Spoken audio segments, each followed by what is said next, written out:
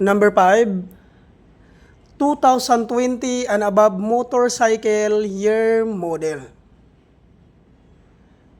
Number 6, BIR tax identification number or TIN number. Number 7, 1,000 license down payment.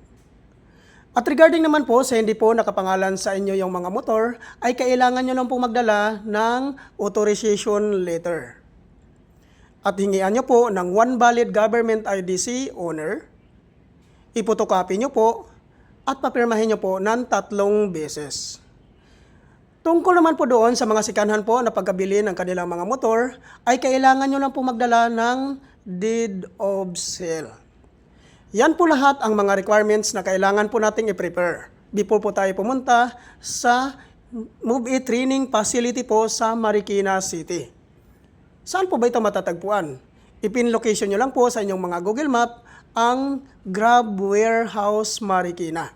Diyan po matatagpuan sa loob po ng Grab Warehouse Marikina ang Move It Training Facility po.